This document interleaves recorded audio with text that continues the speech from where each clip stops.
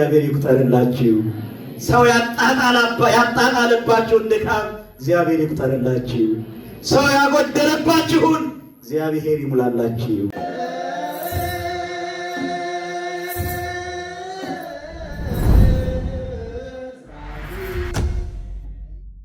ወደዳችሁ የእግዚአብሔር ቤተሰቦች በውጭም በውስጥም ያላችሁ እንደሚታወቀው አገልግሎታችን በተለያየ ቋንቋ ቢሆንም ቅሉ የምንጠቀምበት ሰዓት ግን ያን ያህል ረጅም ጊዜ አይደለምና አጭር ደቂቃ ነውና በተረጋጋ ሁኔታውን እንድንሰማ መልእክታችን ነው።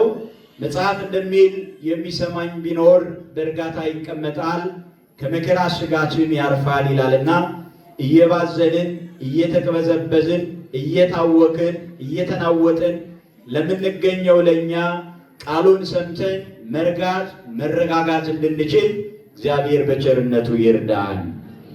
እንግዲያውስ እግዚአብሔር በፈቀደልን መልኩ ላለን ጊዜ የምንማማርበት የትምህርታችን መነሻ የሚሆነው ኃይለ ቃል ወአንቱምሰ ሶበ ትጸውሙ ቅብኡ ርእሰክሙ ወህጽቡ ገጸክሙ፣ እናንተ ግን ስትጦሙ ራሳችሁን ተቀቡ ፊታችሁንም ታጠቡ ይላል ቃሉ። በዚህ በማቴዎስ ወንጌል ምዕራፍ 6 ቁጥር 17 ላይ ተጽፎ የምናገኘው ቃል ነው። አንተ ግን ስትጾም ራስህን ተቀባ፣ እናንተ ግን ስትጾሙ ራሳችሁን ተቀቡ ፊታችሁንም ታጠቡ ይላል። ይህንን ቃል የተናገረው የዓለማት ፈጣሪ እኛን ካለመኖር ወደ መኖር ያመጣን የሰው ልጅን የፈጠረ የሰው ልጅ በኃጢአቱ ምክንያት ያጣውን ጸጋና ክብር ለመመለስ ከሰማያት የወረደ ንጽሕት ቅድስት ከሆነችው ከድንግል ማርያም የተወለደ ወልደ ማርያም ስግው ቃል ኢየሱስ ክርስቶስ ነው። በዚህ በማቴዎስ ወንጌል ምዕራፍ 6 ቁጥር 16 ጀምረን ስንመለከት አንቀጸ ጾም በተባለው አርዕስት ላይ ስለ ጾም ጌታችን መድኃኒታችን ኢየሱስ ክርስቶስ ያስተማረውን ትምህርት እንመለከታለን። ኦርቶዶክሳዊት ቤተ ክርስቲያናችን ጾሟ፣ ጸሎቷ፣ ምጽዋቷ፣ አገልግሎቷ፣ አምልኮቷ ክርስቶስ ያስተማረውን ትምህርት መሰረት በማድረግ ነው። መጽሐፍ እንደሚል ከኔ ተማሩ እኔ የዋህ በልቤም ትሑት ነኝና በማቴዎስ ወንጌል ምዕራፍ 11 ቁጥር 29 ላይ እንደተጻፈ ጌታ ከኔ ተማሩ ብሏልና እርሱ ጾሞ ጹሙ ብሎናል። እርሱ ጸልዮ ጸልዩ ብሎናል። እንዴት እንደምንጾም እንዴት እንደምንጸልይ አስተምሮናል። ጌታ እንድንጾም ብቻ አይደለም ያዘዘን፣ እንዴት መጾም እንዳለብንም ነግሮናል። ብዙ ጊዜ ማወቅ የሚኖርብን ጉዳይ፣ መረዳት ያለብን ጉዳይ እንዴት መስራት እንዳለብን ነው። በክርስትና ሕይወት ውስጥ እንዴት የሚለው ጥያቄ ብዙ ነገሮችን የሚመልስ ነው። እንዴት የሚለው ጥያቄ አምላካዊ ሥራ፣ አምላካዊ ግብር ከሆነ ማመን ብቻ ነው የሚያስፈልገው። ሰው ሊሰራው የሚችል የእግዚአብሔርን ጸጋ ተደግፎ ሊኖረው የሚችለው ሕይወት ከሆነ ደግሞ መጠንቀቅና ማወቅ ያስፈልጋል ማለት ነው። ስለዚህ ጌታችን በትምህርቱ ትእዛዝ ብቻ አይደለም ያወጣው። አንደኛ እንድናደርገው የሚገባንን ነገር አድርጎ አሳይቶናል።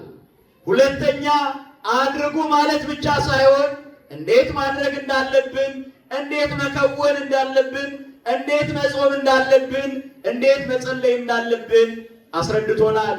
ክርስትና በሞኝነት ላይ በአሸዋ ላይ የተመሰረተ አይደለም። እንዴት የሚለውን የፍልስፍና ጥያቄ በሚገባ መመለስ የሚችል ነው የክርስትና ሕይወት። ስለዚህ መጽሐፍ እንደዚህ ይላል፣ ስትጾሙ እንደ ግብዞች አትሁኑ አለ። ሲያነጻጽር ማለት ነው። የግብዞች ጾም አለ፣ የክርስቲያኖች ጾም አለ። እኛ ክርስቲያኖች ግብዞቹ እንደ ጾሙት ሳይሆን፣ ሰነፎቹ እንደ ጾሙት ሳይሆን እኛ የምንጾመው ቅዱሱ አምላካችን ክርስቶስ ንጉሣችን እንደ ጾመው ነው የምንጾመው። እርሱ እንደ ጾመው ጾመ አርባ እንለዋለን፣ ጾመ ኢየሱስ እንለዋለን። ይህ ጾም የጌታ ጾም ስለሆነ ጌታችን በአጠቃላይ ስለ ጾም ያስተማረውንም ትምህርት በዚህ መጽሐፍ ላይ ተጽፏል ማለት ነው። ስለዚህ እንዴት መጾም እንዳለብን መረዳት ያስፈልጋል። ስለዚህ መጽሐፉ የነገረን አንተ ስትጾም ራስህን ተቀባ ፊትህንም ታጠበው ብሎ ነግሮናልና እንዴት መጾም እንዳለብን ከመረዳታችን በፊት ጾም ማለት ምንድን ነው የሚለውን ጥቂት ነገር ማየት ያስፈልጋል። ብዙ ጊዜ ስለ ጾም ተምረናል፣ ስለ ጾም አንብበናል፣ ጾምንም እንጾመዋለን። የጾምን ምስጢር ግን መረዳት ያስፈልጋል። አንዳንዶቻችን ጾም ማለት የሚመስለን ተርቦ መዋል ከሆነ ስህተት ነው። ጾምን ከበራው ጋር የምናገናኝ ሰዎች እንኖራለን። ጾም ማለት ረሃብ ማለት አይደለም። ጾም ማለት መጠማት ማለት አይደለም። ጾም ማለት መድከም ማለት አይደለም። ጾም ማለት መንፈሳዊ ምግብ መመገብ ነው። ጾም ማለት መንፈሳዊ መጠጥን መጠጣት ነው። ጾም በቀላሉ ሲተረጎም ቃላዊ ትርጉም አለው። አማርኛዊ ፍቺ መቆጠብ፣ መከልከል፣ መተው፣ ማቆም ማለት ነው። ይሄ ቃላዊ ትርጉም ነው። ጾም ግን ይህ አይደለም ትርጉሙ። ዋናው የጾም ትርጉም ምንድን ነው ከተባለ ክፉ ነገርን መተው ነው። ምንን መተው ነው ጾም ማለት? ንገሩኝ፣ ምን ማለት ነው ጾም ማለት? ክፉ ነገርን መተው ነው። ክፉ ነገር ሳንተው እንጀራ ብንተው እየጾምን አይደለም፣ ላረጋግጥላችሁ እየተራብን ነው። ክፉ ነገርን ሳንተው ብንጠማ እየተጠማን ነው እንጂ እየጾምን አይደለም። ጾም ማለት ኃጢአትን መተው ነው። ጾም ማለት ክፉ ነገርን ማቆም ነው። በአጭሩ ለመግለጽ ጾም ማለት አመላችንን የምናስተካክልበት ነው።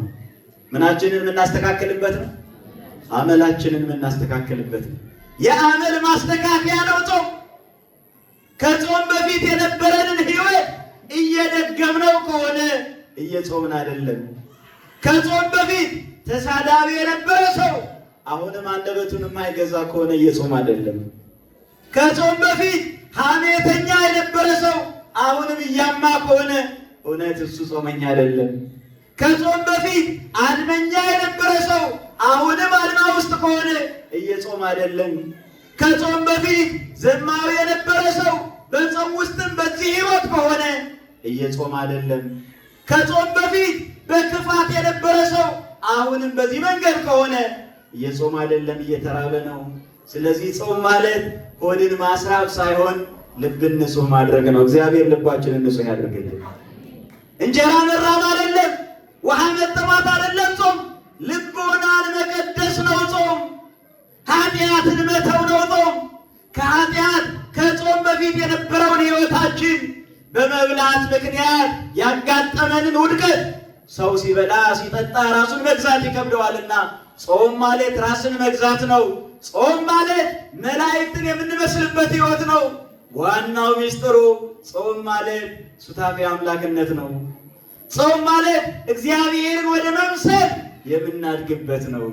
አያችሁ፣ መጀመሪያ ሰው የተፈጠረው ለምግብ አይደለም። ሰው የተፈጠረው ለምን አይደለም? ሊመልስ የለም። ሰው የተፈጠረው ለምን አይደለም? ለምግብ አይደለም። ሰው የሚኖረው ለምግብ አይደለም።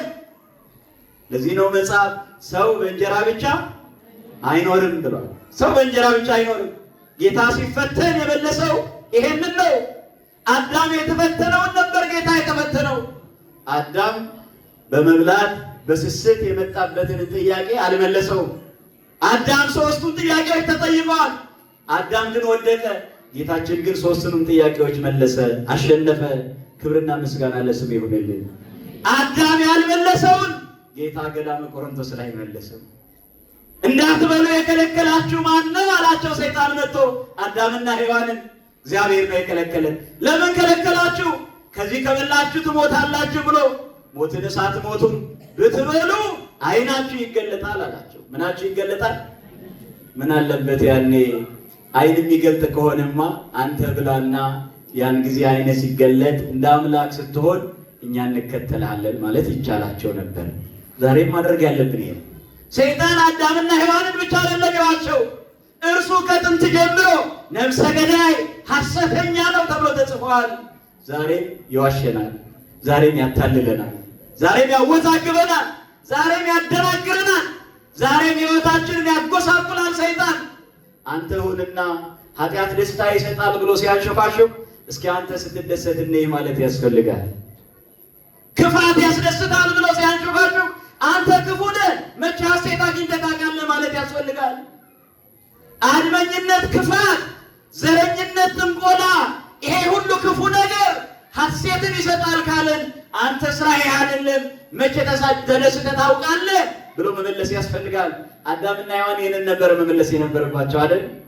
ነው ይህንን ብትበሉ ዓይናችሁ ይገለጣል ሲላቸው፣ እንደ አምላክ ትሆናላችሁ ሲላቸው፣ እነርሱ ደግሞ ብላና እንደ አምላክ ስትሆን እኛ እንከተልሃለን ማለት ይቻላቸው ነበር ብለው አነስተዋል ሊቃውንቱ። ይህንን ግን አላሉም። አዳምና ሔዋን ብሉ ሲባል በመብላት ምክንያት ሕይወታቸውን አጡ። አያችሁ፣ ሰው ለመብል አልተፈጠረም ማለት ነው። ሰው ለምን አልተፈጠረም? ለመብል አልተፈጠረም። ለዚህ ነው ምን ይላሉ ሊቃውንቱ? ሰው ለመኖር ይበላል እንጂ ለመብል ነገሩኝ ለመብል አይኖርም። አያችሁ፣ ሰው ለመደገፍ ለመኖር እንጀራ ያስፈልገዋል። እንጀራ አያስፈልግምም አይልም መጽሐፉ። እንጀራ ብቻ አይኖርም ነው የሚለው። ሰው በእንጀራ ብቻ አይኖርም ተብሎ ነው የተጻፈው እንጂ አትብሎ አልተባለም። አያችሁ፣ ብሉ ተብሏል። ግን ለመኖር መብላትና ለመብላት መኖር የተለያዩ ናቸው። ለመኖር ነው መብላት ያለብን። ለመኖር ነው ሁሉም ነገር የሚያስፈልገው። ለዚያ ነገር መኖር ይሄ ከተፈጠርንበት ዓላማ ውጪ መሆን ነው። ስለዚህ ሰው መጀመሪያ እግዚአብሔርን መስሎ ነው የተፈጠረው። ማንን መስሎ ነው የተፈጠረው? ወይቤ እግዚአብሔር አለ መጽሐፍ ንግበር ሰብአ በአርአያነ ወበአምሳሊነ። እግዚአብሔር አለ ሰውን በመልካችን እንደ ምሳሌያችን አድርገን እንፍጠር። አያችሁ፣ ሰው እግዚአብሔርን መስሎ ተፈጠረ። እግዚአብሔር ይበላል እንዴ? አይበላም። እግዚአብሔር ይጠጣል እንዴ? በባህሪ ይራባል እንዴ? እግዚአብሔር በባህሪ ይጠማል እንዴ?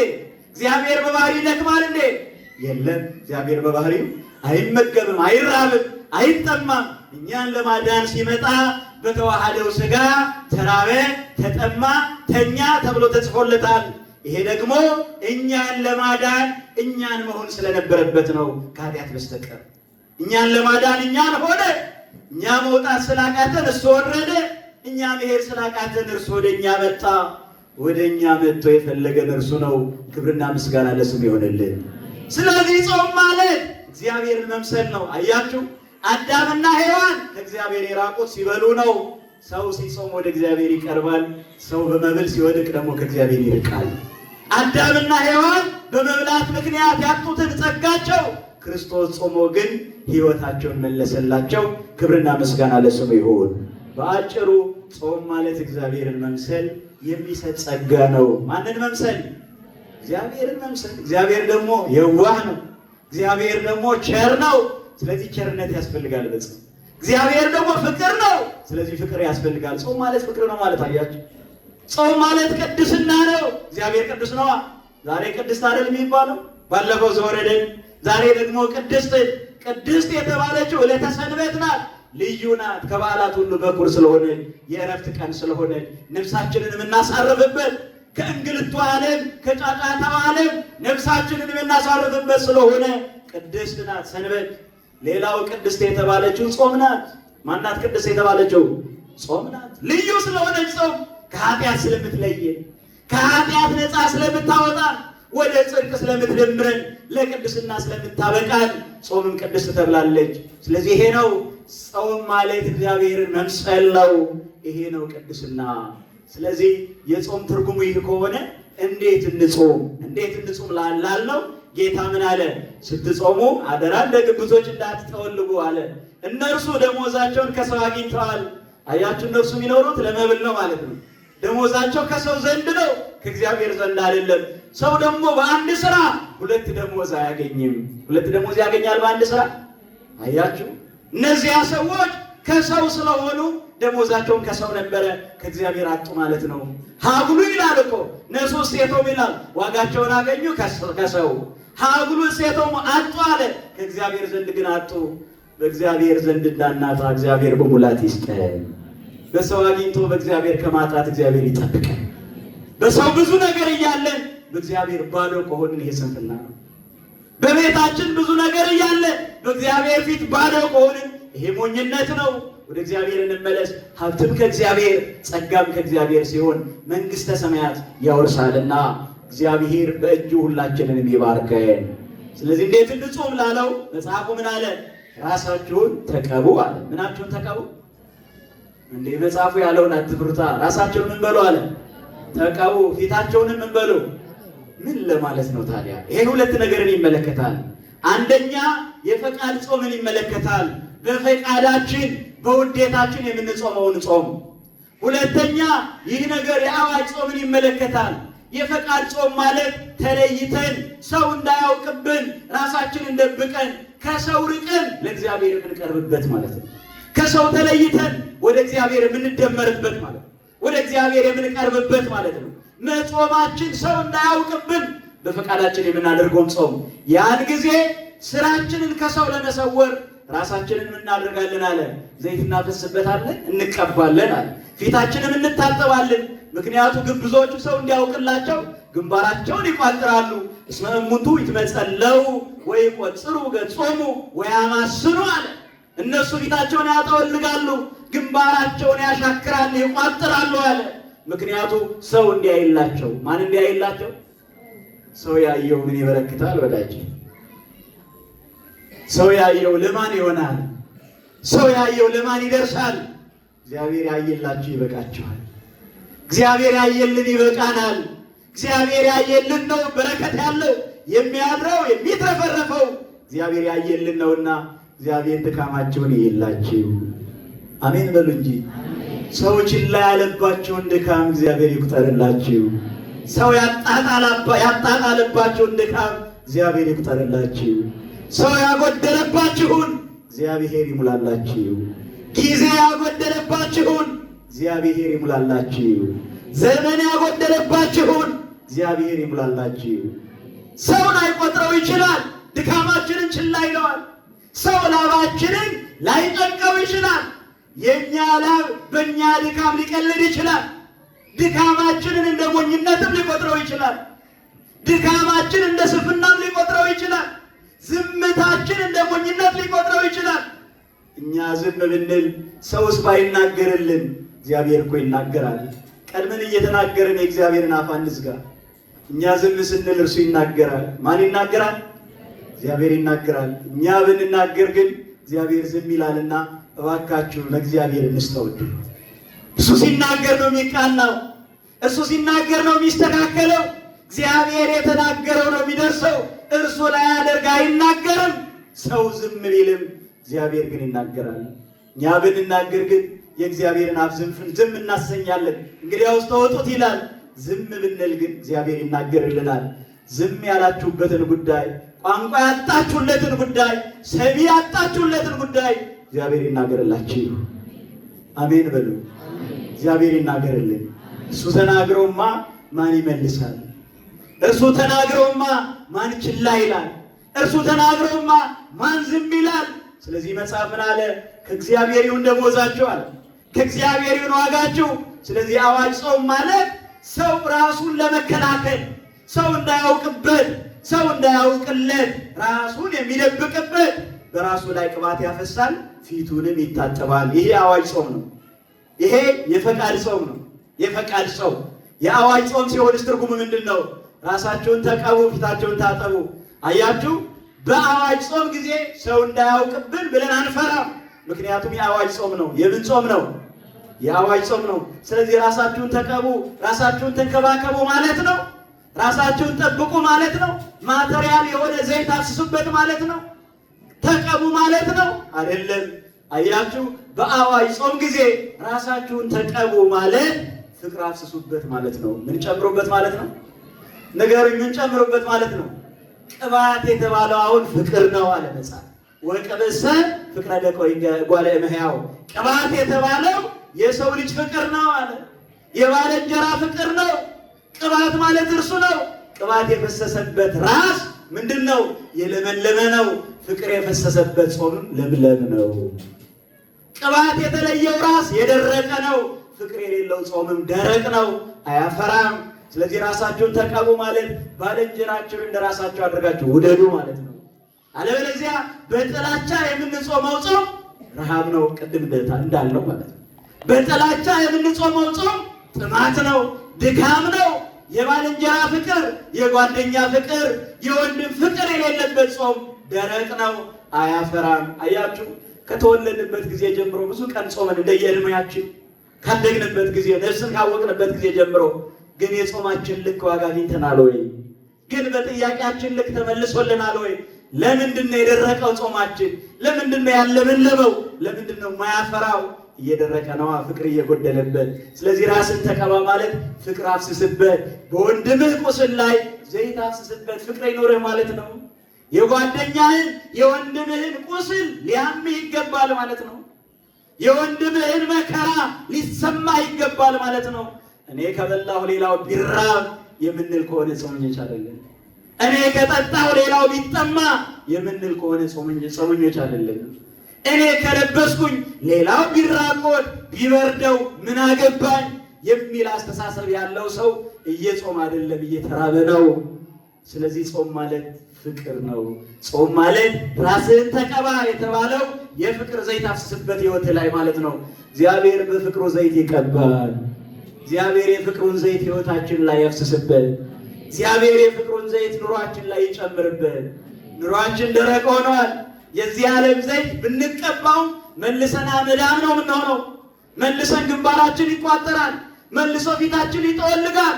የፍቅሩ ዘይት ሲቀባን፣ የፍቅሩ ዘይት ሲያፈስብን ግን ያን ጊዜ ለምለም እንሆናለንና እግዚአብሔር የፍቅሩን ዘይት ለሁላችንም ያፍስስብን። እግዚአብሔር የፍቅሩን ጸጋ ለሁላችንም ያደለን። ፊታችሁ ታጠቡ ይላል፣ በእንባ ማለት ነው። እያለቀሳችሁ ጽሙ፣ እያለቀሳችሁ ጸልዩ ማለት ነው። ፊታችሁን ታጠቡ። አምስቱ ሕዋሳት አራቱ ዋና ዋናዎቹ ፊታችን ላይ የሚታዩ ፊታችን ላይ ነው ያሉት። ስለዚህ ፊታችሁን ታጠቡ ማለት ዓይናችሁን ክፉ አትዩበት ማለት ነው። ጆሮአችን ክፉ አትስሙበት ማለት ነው። የወሬ ሱስ ከነበረብን፣ የሐሜት ሱስ ከነበረብን ጆሮአችን ወደ ሐሜትና ወደ ወሬ የሚጠጋ ከሆነ እየጾምን አይደለንም። ጆሮአችሁ ክፉ አትስሙበት ማለት ይሄ ነው።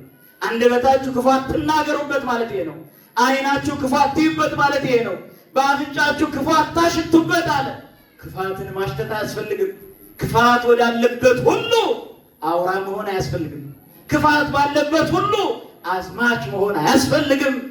ጾም ማለት ፊትህን መታጠብ ነውና፣ ፊትህን መታጠብ ማለት አንደበትህን መግዛት ነውና፣ ፊትህን መታጠብ ማለት ክፉ ከመስማት ራስን መጠበቅ ነውና፣ ፊትህን መታጠብ ማለት ዓይንህን ክፉ ከማየት መጠበቅ ነውና እግዚአብሔር ዓይናችንን ክፉ ከማየት ይጠብቅልን፣ አንደበታችንን ከክፉ ነገር ይከልክልልን፣ ጆሮአችንን ክፉ ከመስማት እግዚአብሔር ይጠብቅልን። የዓለም ክፋት በዙሪያችን ያንዣብባል። እግዚአብሔር እየመረጠ መልካሙን ቃል ወደ ጆሮአችን ያምጣ። ይህ ነው የሚያስፈልገው። ራሳችሁን ተቀቡ፣ ፊታችሁን ታጠቡ። እግዚአብሔር በንስሐ ሁላችንን ይጠበን። እግዚአብሔር በቅድስና ሁላችንን ይጠበን። ያስተማረን አምላካችን ስሙ ለዘላለም የተመሰገነ ይሁን።